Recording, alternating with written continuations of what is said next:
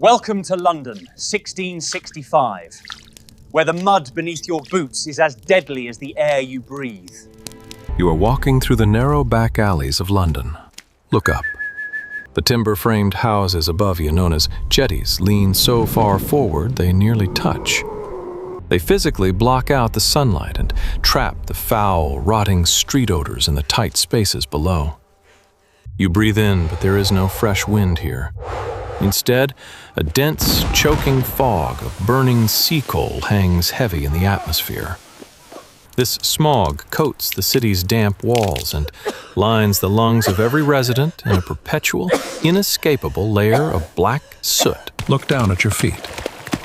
There are no paved paths to save your boots. A central open sewer gutter runs directly down the middle of the street. It carries a slow-moving, toxic sludge of horse manure, rotting offal, and raw human waste, oozing its way down toward the River Thames. If you are one of the few wealthy individuals navigating this district, you strap elevated wooden overshoes called pattens to your feet, a desperate attempt to stay just a few inches above the toxic muck. But the commoners walking beside you step directly into the filth. When the sun sets, this suffocating maze becomes entirely unlit and deeply treacherous. You must navigate the pitch-black alleys by memory. High above, wooden shutters creak open, and unseen hands blindly empty their waste into the darkness, leaving deep, stagnant puddles of human excrement for late-night pedestrians to plunge into. The city is a cramped, sunless cage built directly on top of its own rotting refuse. It is the perfect, undisturbed breeding ground for an invisible terror that is already multiplying in the shadows. You are essentially living on top of your own garbage. There is no formalized trash collection system in this crowded metropolis, allowing mountains of refuse to pile up in the damp alleyways. This unending buffet creates a sprawling paradise for black rats, and they thrive just outside your door. If you are one of the poorer families trapped in the slum parishes, your home is likely a cellar-level single room with a simple dirt floor.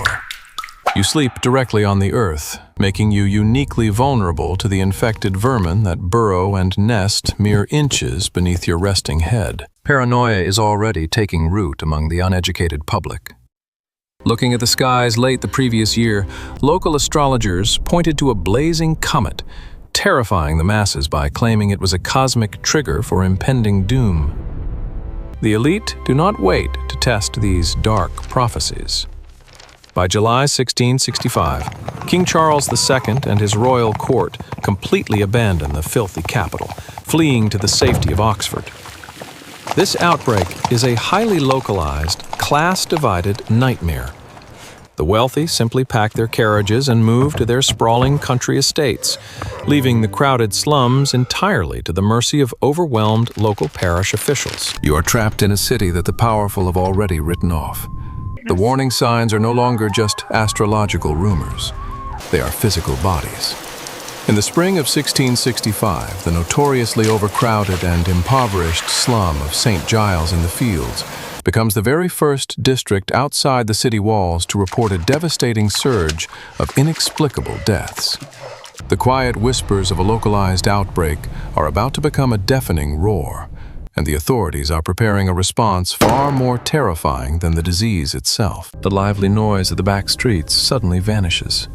In early 1665, the Privy Council hands down a sweeping mandate to the Lord Mayor of London, ordering the immediate closure of all public entertainment venues.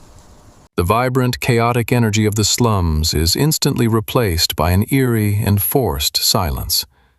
You walk through streets that now feel like a massive graveyard waiting to be filled. The authorities are no longer just observing the spread of the pestilence. They are taking drastic, merciless action to contain it, turning the city's alleys into a sprawling, open-air prison. The true horror begins the moment a single cough echoes inside your home. Under strict new orders conceived and published by the Lord Mayor and Aldermen, any house with a plague victim is immediately locked from the outside for 40 days. A parish official arrives at your threshold with a bucket of paint. A large, unavoidable red cross is brutally brushed onto your front door, accompanied by the chilling words, "Lord, have mercy upon us." This stark mark instantly seals the fate of everyone inside. There is no sorting the sick from the healthy. If a family member falls ill, you are condemned to share their rotting, infectious air. Physical escape is nearly impossible. To fiercely enforce these quarantines, the city stations specialized watchmen directly outside your sealed door, heavily armed with lethal polearms known as halberds. You are officially trapped inside with the dying. But raw survival breeds terrible acts. In the dead of night, these watchmen are frequently targeted by desperate families. Some guards are quietly bribed with stolen goods to look the other way, while others are physically murdered in the dark alleys by healthy citizens frantic to escape their 40-day death sentence. Yet breaking down your front door only forces you out into a city where the medical cures are rapidly becoming as terrifying as the plague itself. You walk the streets holding bunches of strong-smelling herbs, rue and wormwood, pressed tightly to your face, a desperate attempt to filter out the overwhelming, sweet stench of rotting flesh hanging in the summer air. Even basic survival tasks like buying food are paralyzed by deep suspicion. When you approach a market stall, merchants refuse to touch your hands. Because gold and silver coins are heavily suspected of carrying the disease, you are forced to drop your meager money into jars of harsh vinegar before completing any transaction. If the fever takes hold of you, the available cures quickly become an agonizing ordeal.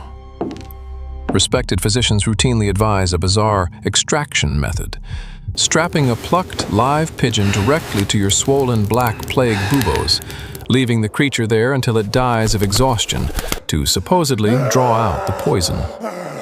When that fails, the methods turn brutal. You must endure a horrifying physical trauma where your agonizing lymph nodes are sliced open with an unsterilized blade. The healer then packs your gaping wound with a searing hot mixture of salt, honey, and roasted onions. Desperation breeds severe exploitation. Opportunistic quacks make fortunes selling you useless, toxic remedies like plague waters that often contain lethal amounts of mercury and arsenic. Even the wealthy fall victim to the panic, wearing amulets of arsenic against their bare skin, inadvertently causing severe chemical burns and systemic poisoning. When these desperate measures fail and a family member finally succumbs, you must quickly pay off the illiterate parish searchers, bribing them heavily to list the official cause of death as a mere spotted fever to avoid the dreaded Red Cross on your door. But the bodies cannot be hidden forever, and the city must eventually collect its toll. The horrifying sound of 1665 London is not screaming. As you stand in the darkened streets, you are enveloped by an unnatural, dead silence.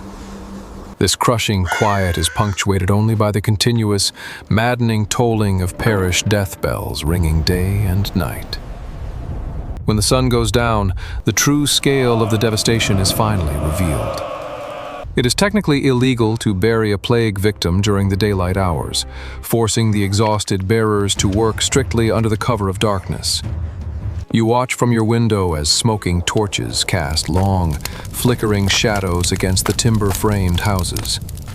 The infamous dead carts rumble over the unpaved filth, driven by desperate, often drunk men who yell out into the night, "Bring out your dead!"